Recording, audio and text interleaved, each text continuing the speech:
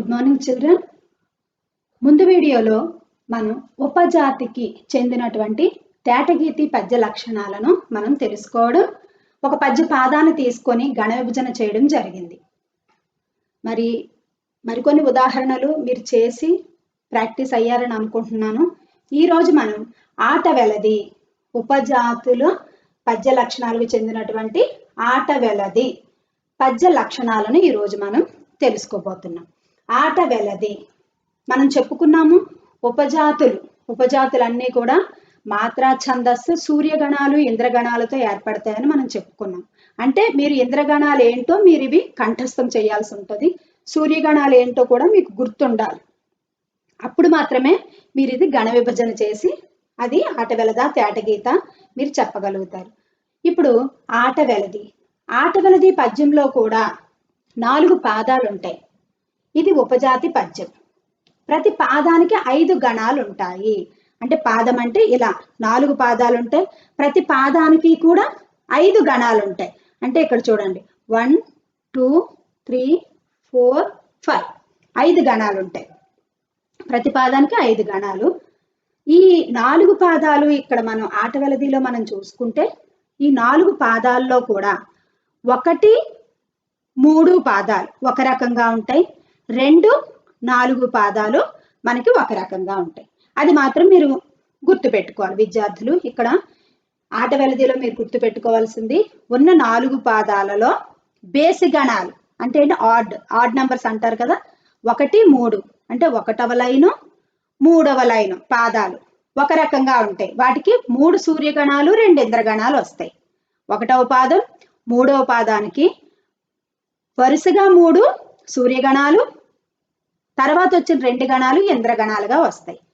2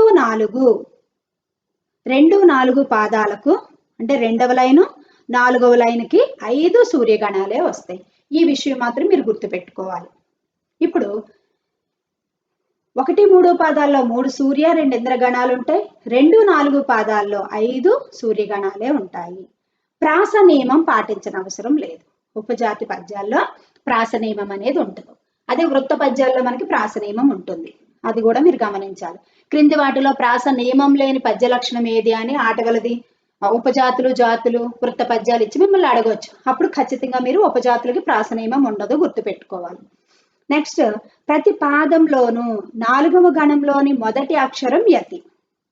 ప్రతి పాదంలో 4వ గణంలోని మొదటి అక్షరం యతి.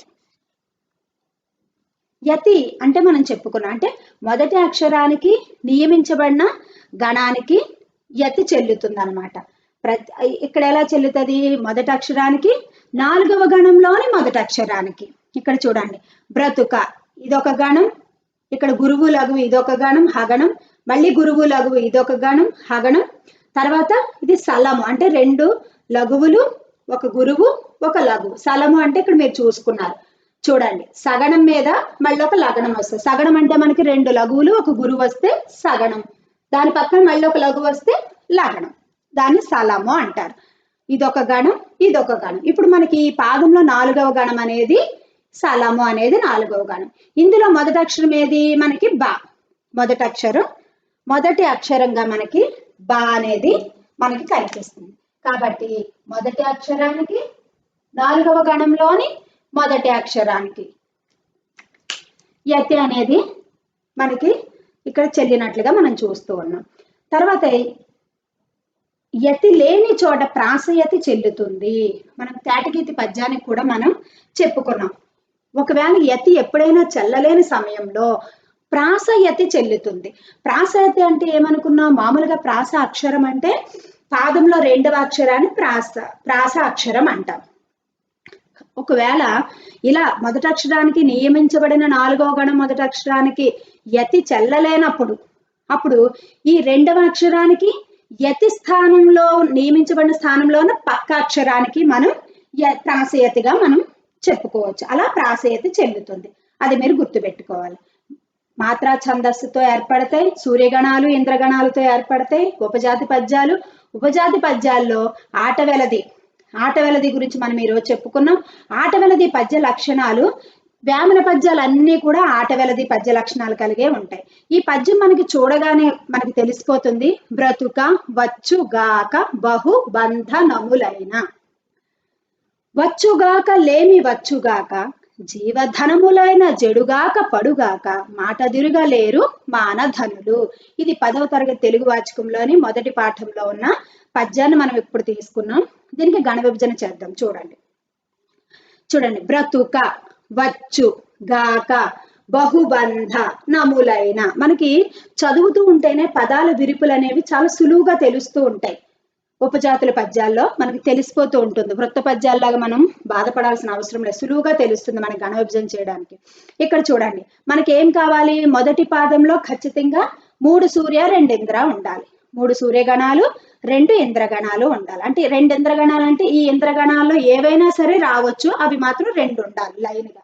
మొదటివి 3 కూడా అంటే పాదం 5 గణాలు, 5లో 3 వరుసగా 3 గణాలు సూర్యగణాలు రావాలి. తర్వాత వరుసగా 2 ఇంద్రగణాలు రావాలి, మొదటి పాదంలోను 3వ పాదంలోను. మరి వచ్చాయో లేదో ఇప్పుడు చూద్దాం. బ్రతుక అన్ని లఘువులే, అన్ని హ్రస్వాక్షరాలే కాబట్టి బ్రతుక. వచ్చు చు చు అనేది ద్విత్వాక్షరం కాబట్టి చాకు చావత్తుంది. దానికి ద్విత్వాక్షరం సంయుక్తాక్షరానికి ముందున్నది గురువు అవుద్ది కాబట్టి గురువు, వా గురువు అయింది. ఇక్కడ ద్విత్వాక్షరం లఘువు అవుద్ది కాబట్టి లఘువు అయింది. గా దీర్ఘం కాబట్టి గురువు, క లఘువు, బ లఘువు, హు లఘువు, బాకి సున్నాతో ఉన్న అక్షరాలన్నీ మనకు గురువులు కాబట్టి గురువు అయింది. తర్వాత ధ లఘువు, తర్వాత నా అనేది లఘువు, తర్వాత ము లఘువు, లై మనకి ఐ అవులు గురువులు. అది మనం రూల్స్ లో మనకు తెలుసు, ఐ అవులు ఎక్కడొచ్చినా అవి గురువులు. ఇక్కడ లై ఐత్వం ఉంది కాబట్టి గురువు, నా లఘువు. ఇక్కడ చూడండి మనం వరుసగా చూద్దాం గణాలు.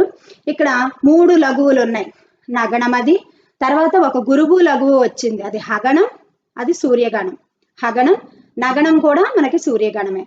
గాక ఇది కూడా హగణం, గురువు లఘువు హగణం, ఇది కూడా సూర్యగణమే. అంటే 1 2 3 ఈ 3 గణాలు వరుసగా సూర్యగణాలు వచ్చాయి. ఇక 2 ఇంద్రగణాలు రావాలి వరుసగా. ఇక్కడ చూడండి బహుబంధ, ఇక్కడ చూడండి సలము, ఇది ఇక్కడ సలము సగణం అంటే 2 లఘువులు 1 గురువు కాబట్టి వచ్చి తర్వాత మళ్ళీ ఒక లఘువు పక్కన వస్తే అది సలము, ఇక్కడ వచ్చింది, అది ఇంద్రగణం. ఇది కూడా సలమే, అది కూడా ఇంద్రగణమే. మనకి రూల్ ప్రకారం మొదటి పాదంలో 3 సూర్యగణాలు 2 ఇంద్రగణాలు వరుసగా వచ్చాయి. ఇప్పుడు 2వ పాదం చూద్దాం. 2వ పాదం ఏమనుకున్నాం మనం, 2వ పాదం 4వ పాదం 5 సూర్యగణాలే రావాలి. మొదటి పాదంలో 3 సూర్య 2 ఇంద్ర వచ్చేసాయి. 2వ పాదంలో మనకు 5 సూర్యగణాలే రావాలి.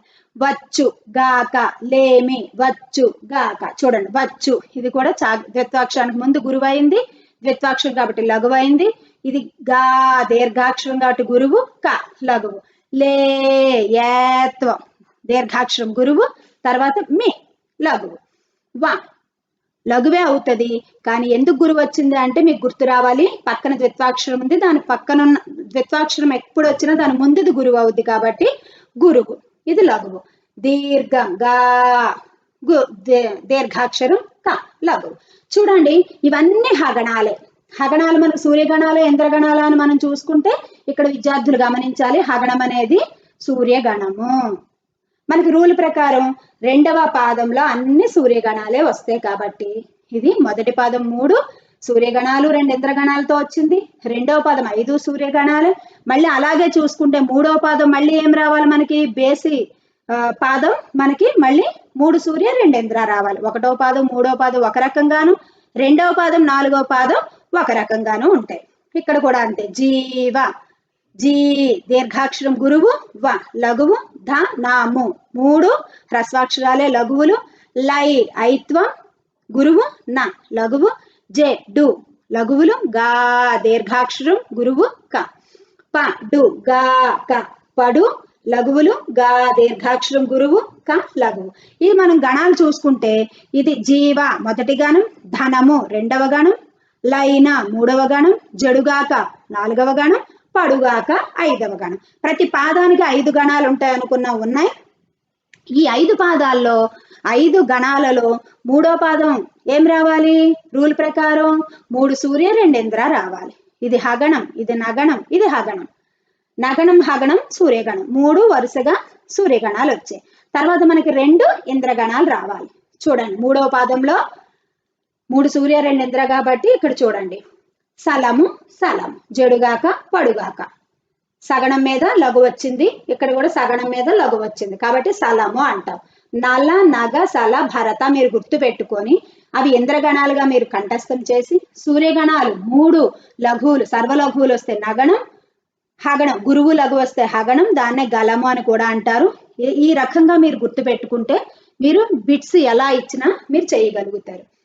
2 1 3 పాదాలు 2 4 పాదాలు ఒక రకంగా ఉన్నటువంటి పద్య లక్షణం ఏది అలా అడగొచ్చు. లేదంటే 3 సూర్య 2 ఇంద్రగణాలు ఉండేటటువంటి పద్య లక్షణం ఏది అని అడగొచ్చు. ఓకేనా. ప్రాస నియమం లేని పద్య లక్షణాలు కలిగిన పద్యాలు ఏవి అని అడగొచ్చు. ప్రాస నియమం లేనిదంటే ఉపజాతులు గుర్తుపెట్టుకోండి. ఇది కూడా అంతే. 4వ పాదం కూడా మాట దిరుగ లేరు మాన ధనులు. మాట మా దీర్ఘాక్షరం గురువు ట లఘు ది రు గ 3 హ్రస్వాక్షరాలు దీర్ఘాలు ఎక్కడా లేవు కాబట్టి లఘు. లే యాత్వం దీర్ఘాక్షరం గురువు లఘువు రు లఘువు. మా దీర్ఘాక్షరం గురువు న లఘువు. ధనులు 3 కూడా దీర్ఘాక్షరాలు లేవు హ్రస్వాక్షరాలే కాబట్టి లఘువులు. ఇక్కడ మాట అనేది మొదటి గణం, దిరుగా 2వ గణం, లేరు 3వ గణం, మాన 4వ గణం, ధనులు 5వ గణం. చూడండి గురువు లఘువు హగణం, 3 లఘువులే సర్వలఘువులు నగణం సూర్యగణమే, ఇక్కడ హగణం మళ్ళీ సూర్యగణమే, 3 కూడా 3 సూర్యగణాలు.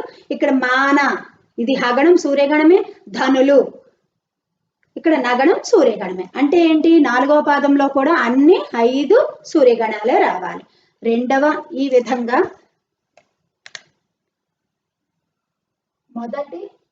మొదటి 3వ పాదాలు ఒక రకంగాను 2 4వ పాదాలు ఒక రకంగాను మనకు ఉంటాయి. ఇది మీరు గుర్తుపెట్టుకోవాలి.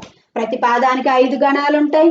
5 గణాలలో మొదటి పాదం 3వ పాదం 3 సూర్య 2 ఇంద్రగణాలతో ఉంటాయి. 2వ పాదం 4వ పాదం ఒక రకంగా ఉంటాయి. 5 సూర్యగణాలే ఉంటాయి. ఇలా మీరు గుర్తుపెట్టుకొని ఇంకా మీ తెలుగు వాచకంలో ఉన్నటువంటి ఏదైనా సరే ఆటవలది పద్యాన్ని తీసుకొని గణ విభజన చేస్తూ సూర్యగణాలు ఇంద్రగణాలు మీరు కంఠస్థం చేసి ఈ గణాల నియమం అనేది మీరు గుర్తుపెట్టుకుంటే బిట్టిని మీరు ఎలా ఇచ్చినప్పటికీ మీరు రాయగలుగుతారు.